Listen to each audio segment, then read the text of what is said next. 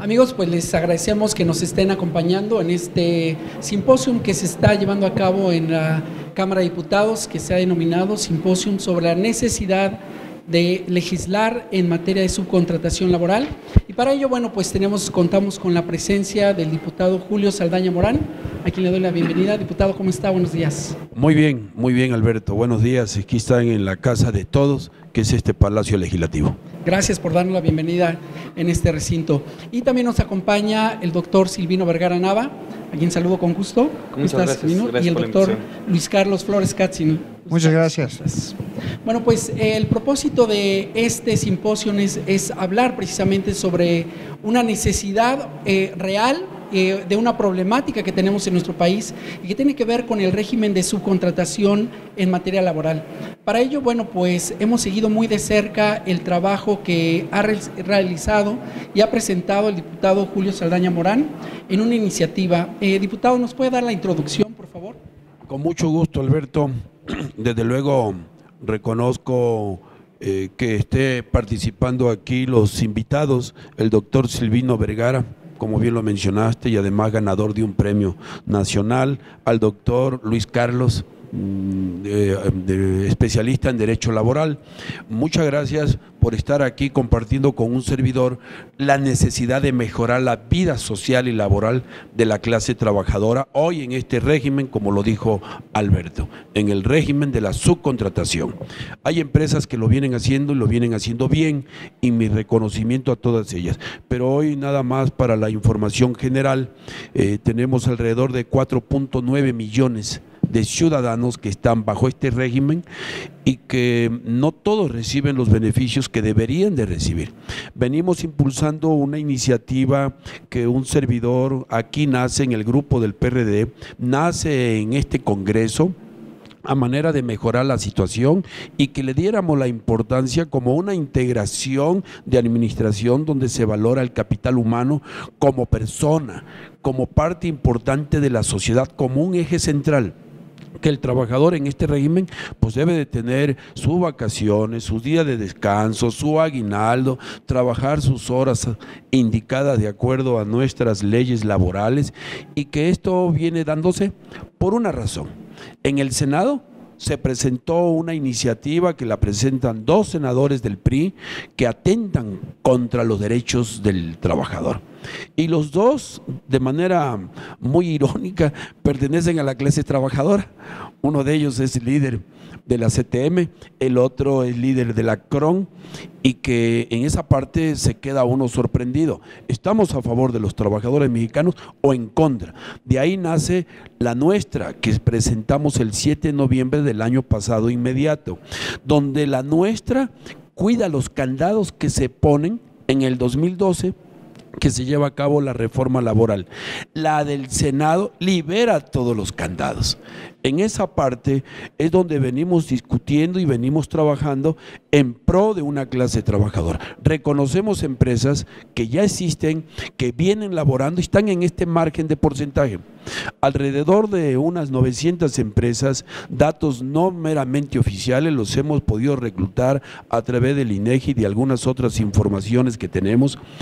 Solo hay 100 empresas que están acreditadas en el Seguro Social, números más, números menos.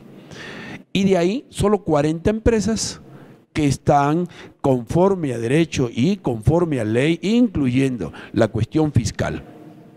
Y de ahí tenemos un porcentaje bajo, que solo algunas empresas vienen dándole ese valor que le llamamos capital humano. Capital humano, para que no se vaya a confundir, no es lo mismo que recursos humanos. El capital humano está en el centro y es lo que hoy valoramos. Yo le paro aquí, doy la bienvenida. Estoy muy contento que haya gente experta como ustedes, gente conocedores del tema y que sepan de esta situación que hoy vive este país y que debemos de mejorar esta situación. Muchas gracias una vez más por aceptar la invitación y estar aquí a favor de la clase trabajadora, y ojalá en este Congreso los diputados de diferentes condiciones políticas, de diferentes bancadas, pudiéramos darle prisa. Este periodo está agotándose ya los días y pudiéramos impulsarla para que se pueda ser aprobada. Muchas gracias. Es un tema sin duda por demás complejo y bueno, pues Silvino, quisiéramos escuchar tus comentarios. Pues muchas gracias. En primer lugar, agradezco la oportunidad de estar aquí en este foro que nos permite pues hablar precisamente del tema de la subcontratación, al diputado Julio Saldaña Morán, incluso de darnos la oportunidad pues de hacer algunos comentarios sobre la iniciativa propia, ¿no? Yo creo que, como bien decía usted, hoy en la Academia del Derecho, que el doctor no me dejará mentir, en la Academia del Derecho está mucho el tema del control convencional a través de los órganos jurisdiccionales, porque en el ambiente está que pareciera que el legislador está haciendo mal su tarea, y por lo tanto los órganos jurisdiccionales son los que están de alguna manera supuestamente calificando lo que está conforme a la Constitución y lo que no está conforme a la Constitución, pero finalmente yo creo que la mejor forma de controlar la Constitución y de hacer exigibles los derechos, sobre todo los derechos más importantes que hoy tenemos, que son precisamente más importantes en cuanto a su cumplimiento, que son los derechos sociales, ¿no? Los derechos, como bien decía usted, de los trabajadores, de las clases pues trabajadoras, de los empleados, pues yo creo que el mejor control constitucional está del lado del legislador, ¿no? Yo creo que el hecho de hacer este tipo de propuestas que permiten pues brindar la seguridad, sobre todo la certidumbre a los trabajadores en relación a la necesidad de encontrar un trabajo, y que desafortunadamente, bueno, con los números que usted nos está dando, pues da a entender que a veces como trabajadores el nicho de mercado cada día se hace más estrecho y no hay más que pues encontrar el trabajo a través de estas empresas de subcontratación. El problema de esas empresas de subcontratación es, como bien lo comenta usted, en estos 8 puntos relacionados con la argumentación para presentar esta exposición de motivos que dan como consecuencia esta ley, pues en estos 8 puntos, dentro de lo que yo me quedaría desde el punto de vista pues de la Academia del Derecho Fiscal, es el problema pues que a veces se presenta con el tema de la simulación, ¿no? De la simulación de las operaciones, y como bien comenta aquí en una parte, en el punto número 7, hace mención de que pues pareciera que únicamente se quedan en empresas simplemente pagadoras. Yo creo que la exposición de motivos respecto a esta reforma a la ley del Seguro Social, a la ley federal del trabajo, no se queda nada más en esa parte, sino también en un control que pueda haber en este tipo de empresas de subcontratación. Y bueno, dentro de lo que se me hace interesante que hay que precisar, porque creo que también se ha generado muchos problemas, diputado, con el tema de la interpretación de la ley, bueno, le vamos a llamar la ley antilavado, ¿no? Pero la ley federal para prevenir operaciones con recursos de procedencia ilícita, la ley antilavado, porque en más o menos por ahí de agosto de 2016, la Unidad de Inteligencia Financiera de la Secretaría de Hacienda sostuvo que el artículo 17 de la ley establecía dentro de sus fracciones como actividad vulnerable todas aquellas empresas que prestan este servicio pues denominado de outsourcing.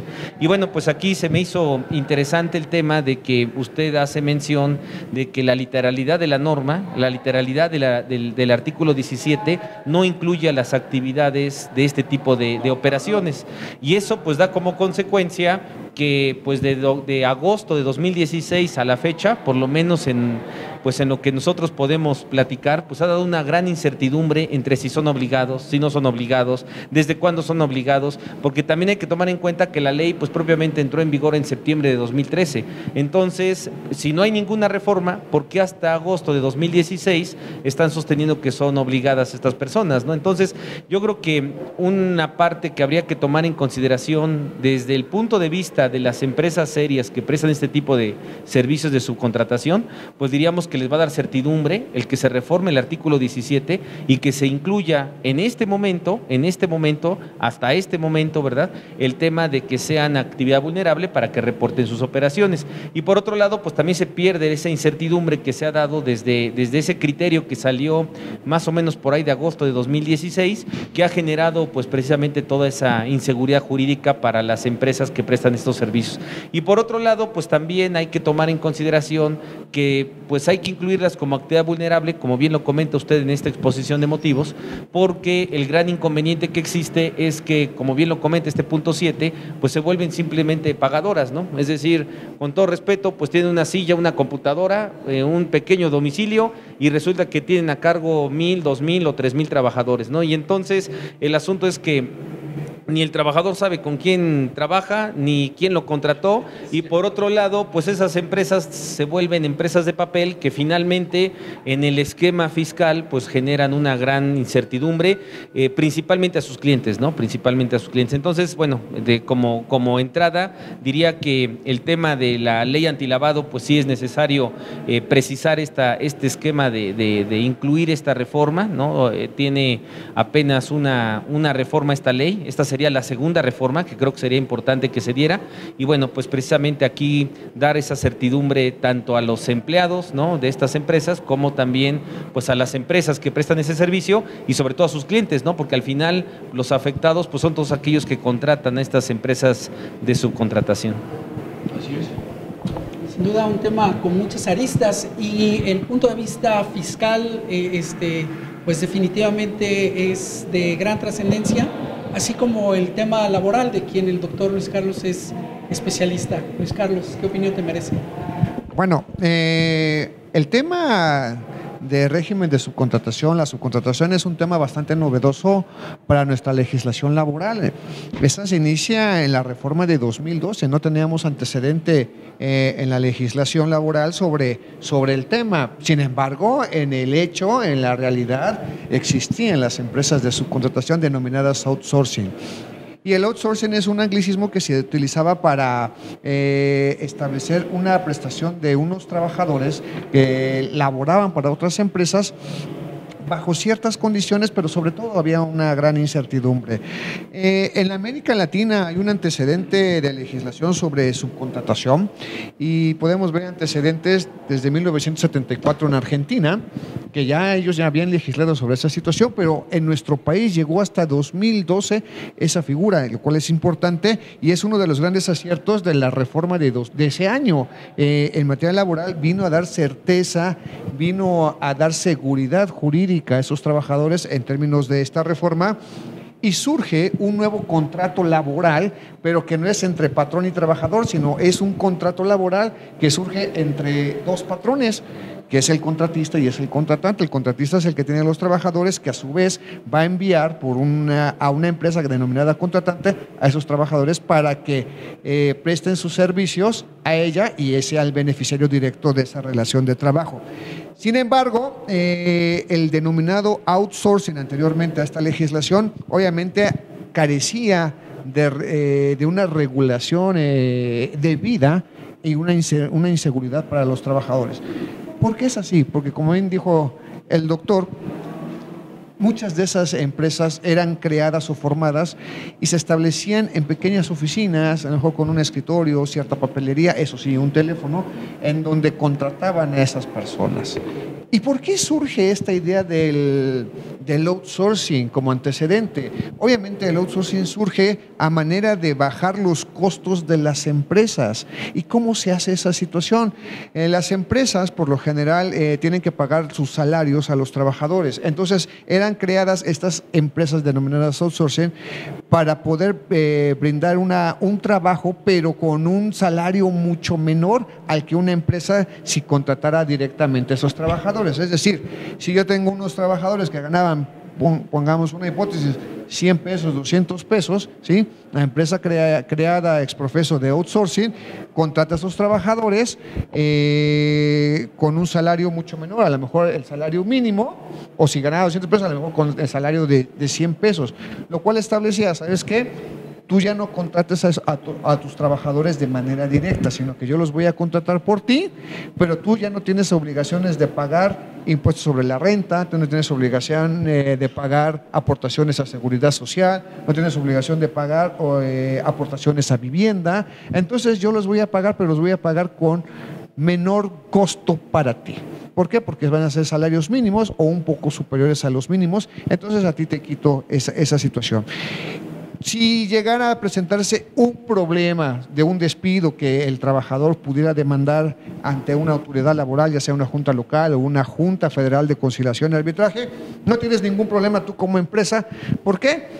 Porque al final yo voy a ser el responsable de esa relación de trabajo.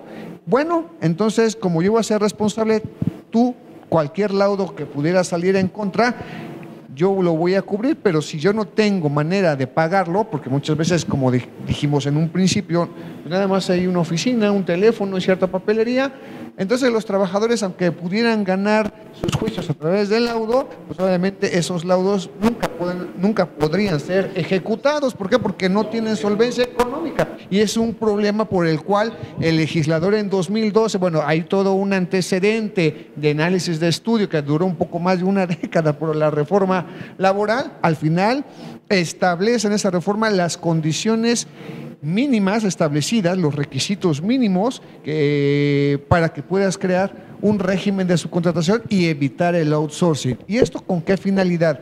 Para que exista una responsabilidad solidaria entre la empresa contratista, que es el outsourcing, bueno, o mal denominado outsourcing, que es régimen de subcontratación, y el contratante, que es el beneficiario directo de la relación de trabajo de esos trabajadores que le van a enviar. Y obviamente hay unos requisitos en la Ley Federal del Trabajo actual, la vigente, en donde se establece que, bueno, no se podrán prestar servicios iguales a trabajadores que se tengan, tienen que ser trabajadores especializados.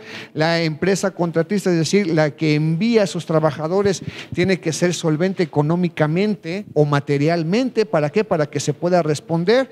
Y otras de las características es que en dado caso de que la empresa contratista carezca de todos esos elementos que acabo de mencionar, bueno, entonces el patrón contratante, beneficiario de esa relación directa de esos trabajadores, puede ser responsable solidario respecto a esos trabajadores. Es decir, si el contratista, ¿sí?, o pongámoslo en ejemplo, el outsourcing no puede garantizar el cumplimiento de sus obligaciones laborales respecto a los trabajadores, bueno, entonces sería la empresa contratante la que se ha beneficiado de esos trabajos, la que tenga que pagar, y eso es un acierto de la reforma laboral de 2012. Yo celebré muchísimo esa situación porque era bastante interesante, sobre todo porque viene a proteger a esos trabajadores en ese sentido. Y bueno, uno de los elementos que se establecen en la reforma no nada más es cumplir con las obligaciones laborales, sino también con las obligaciones fiscales que tienen con los diversos autoridades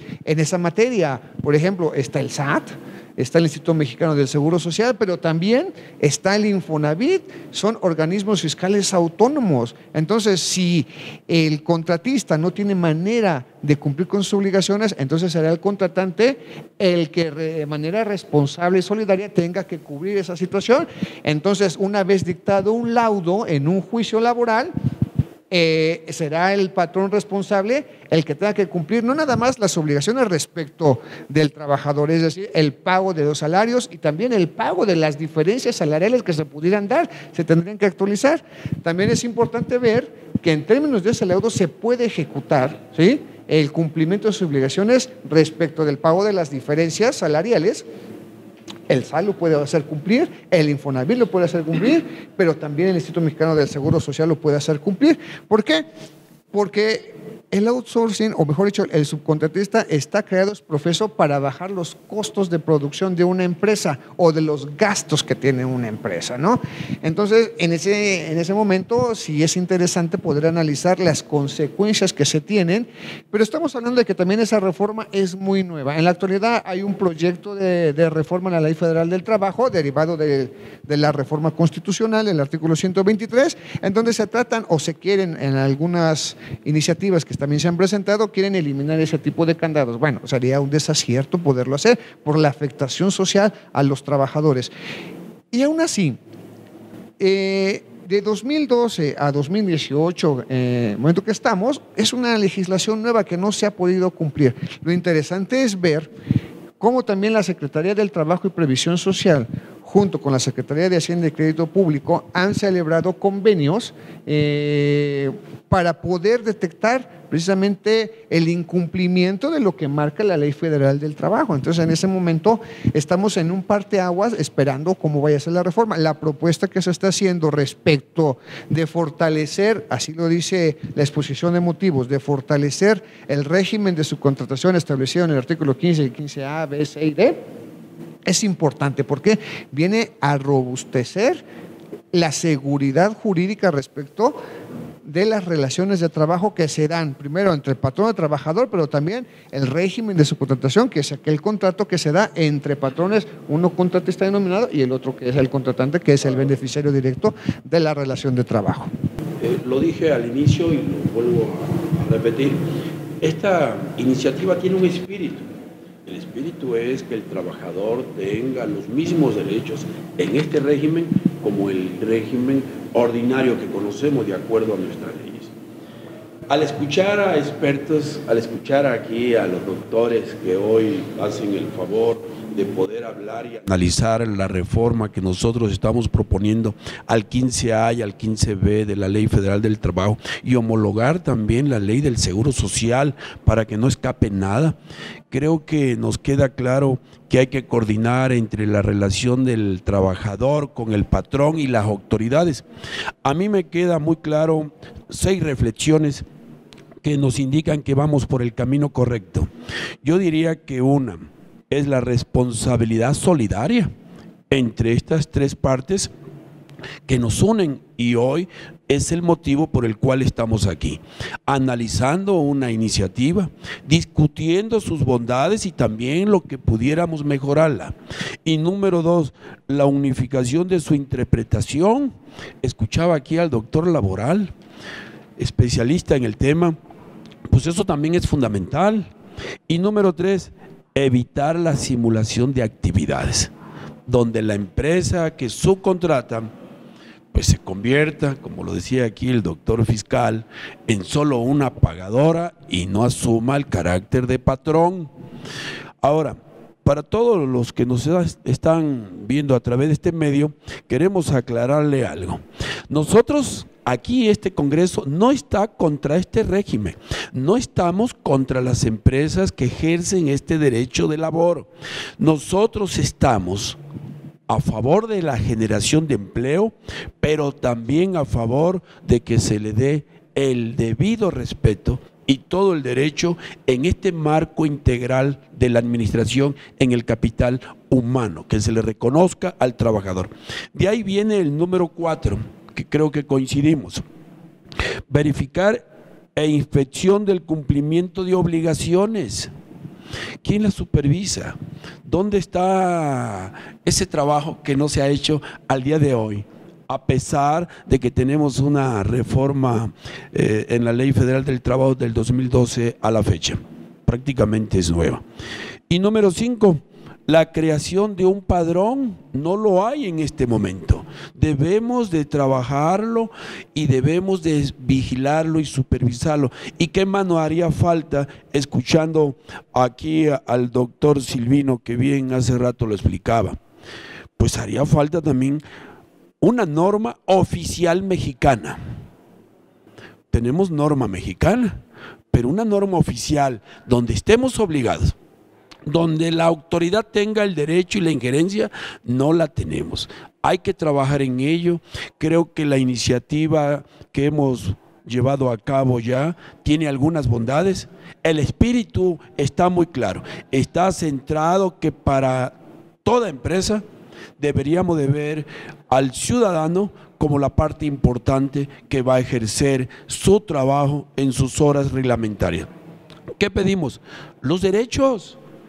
Que haya obligaciones con el trabajador, que el trabajador se capacite, que cada día sea mejor, que pueda tener derecho a la seguridad social, que pueda tener su día de descanso, que pueda tener un buen aguinaldo.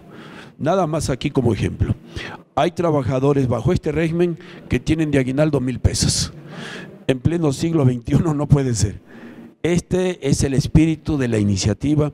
Yo comparto con ustedes, qué bueno que están aquí aportando y discutiendo y dando su punto de vista. Nosotros como grupo parlamentario del PRD y aquí en el Congreso vamos a seguir trabajando, tocando la puerta de las diferentes fracciones políticas, que no dejemos en este último tramo que tenemos en este periodo de poder sacar una iniciativa de este tamaño que va a beneficiar a miles de mexicanos que viven en este régimen. Un trabajador bien pagado, bien correspondido, nos va a dar seguridad social en la familia, nos va a dar una mayor y mejor tranquilidad. No olvidemos que tenemos un estándar del Coneval, que un trabajador debe de tener promedio 3,000 pesos para la canasta básica. Pues en ese sentido debemos de trabajar. Reconocemos las empresas que hoy valora al trabajador. Reconocemos a esas empresas que hoy pone al trabajador como una administración integral del capital humano. Reconocemos que sí los hay, pero también falta mucho por hacer y que las demás empresas puedan hacer exactamente lo mismo. Aclaro, no estamos contra estas empresas bajo este régimen, pero no podemos estar a favor de empresas que generan y no tienen trabajadores, solo simulando, como decía hace rato el doctor Silvino, que también se prestan a estar evadiendo al fisco. Muchas gracias y esperemos más aportaciones de ustedes. ¿Tus reflexiones finales, Silvino? Me faltó comentar aquí una parte de la exposición, si me permiten así muy rápido, bueno, de la literalidad de la disposición, dice más o menos ahí en la reforma del 15A, en el último párrafo que se pretende modificar, dice, lo anterior implica que la contratación lleva a cabo actividades lleva a cabo actividades de selección, reclutamiento, contratación, administración, capacitación en términos de la presente ley y cumplimiento de obligaciones laborales y de seguridad social. Eso lo que da a entender es que pues sea una forma también como de combatir desde el punto de vista fiscal pues lo que ha estado sucediendo con las empresas de operaciones inexistentes o de las operaciones simuladas, ¿no? Si nosotros decimos que esta empresa no va a ser la simple pagadora, que coincidimos con el doctor, que pues solamente está en un escritorio y un teléfono, bueno, pues con todas estas obligaciones que tiene, pues ya es una infraestructura seria como para que efectivamente haga el servicio que realmente le corresponde. Y finalmente, pues no significa el estar en contra de este régimen de subcontratación, al contrario, lo que significa es pues darle la seriedad jurídica necesaria para que de alguna manera pues esto sea en beneficio, pues yo creo que no nada más de los trabajadores, sino lo veo desde el punto de vista también de las empresas que contratan a estas empresas subcontratistas, vamos a decirlo así, que de alguna forma pues muchas ocasiones no saben ni siquiera quiénes son, pero con todos estos candados, vamos a ponerlo de esa manera, que está estableciendo la ley, pues va a ser muy fácil saber quiénes son de a de veras y quiénes son pues totalmente irregulares, ¿no? Muy bien, creo que lo explica muy bien. Hay que regular. En el mismo sentido es importante, no nada más el beneficio es para los trabajadores, sino para todos los involucrados en este régimen de subcontratación. Por una parte, obviamente, el cumplimiento de las obligaciones hacia el trabajador es indispensable. No podemos vivir los trabajadores están viviendo en una situación de simulación en que hacen como que se les paga y ellos sí están trabajando, prestando sus servicios. El cumplimiento de las obligaciones es muy importante, ¿no? Para todas las autoridades también involucradas. En ese sentido, por eso están tomando esas medidas. Pero también para las empresas contratantes, porque al final una empresa contratante que va a celebrar un contrato con una contratista, quien le va a enviar a los trabajadores para que sea beneficiario de ese trabajo, no puede estar tampoco en la incertidumbre jurídica porque la contratista no cumple con sus obligaciones establecidas en la ley y quedando al final de un juicio como única responsable, porque la otra no tiene manera de garantizar. Entonces, en ese sentido, sí es una seguridad jurídica para todos los involucrados. Anteriormente, la reforma se vivía en una situación, pues, de inseguridad para todas las partes, sobre todo para el trabajador. ¿Por qué? Porque aquí, con esa situación del outsourcing y seguir manteniendo el esquema de outsourcing sin o violando la regulación establecida, pues obviamente, ¿quiénes son los defraudados? Por principio el trabajador, el SAT inmediatamente, el Instituto Mexicano de Seguro Social y el Infonavit. Entonces, en ese sentido sí hay que seguir atendiendo la situación o mejorando la situación de la legislación en cuanto al régimen de subcontratación. Y bueno, esta es una iniciativa que establece nuevos criterios, amplía los nuevos criterios para la seguridad jurídica de todos los involucrados. Sin duda un tema complejo y de suma importancia, de suma trascendencia. Diputado, no sé si tiene algún comentario adicional. Con mucho gusto, Alberto. Digo, todo este trabajo ayuda a que no haya lagunas. Así es. Que no haya vacíos. Y yo, para concluir, Alberto, quiero agradecerte este tipo de actividades que ayuda a mejorar la vida de los trabajadores y que ayuda también que la sociedad pueda empujar que en este Congreso que está por concluir, todavía tengamos oportunidad de sacar iniciativas de este gran calado, que podamos concluir lo que hemos iniciado con un sano espíritu, mejorar la vida de la clase trabajadora. Muchas gracias por la participación de todos, por la invitación que se ha llevado a cabo en este seno del pueblo como es el Congreso de la Unión. Al contrario, le agradecemos que nos haya brindado esta oportunidad. Agradezco también profundamente al doctor Silvino Vergara, al doctor Luis Carlos Flores y pues amigos, sobre todo a ustedes que nos han acompañado, y les invitamos a toda la comunidad, a todo el gremio de aquellos que estamos involucrados en esta materia fiscal, laboral, contadores y abogados, a que sigamos con mucha atención este tema y en especial pues la iniciativa que está proponiendo el diputado Julio Saldaña Morán. Les agradezco que nos hayan acompañado y pues nuevamente muchas gracias.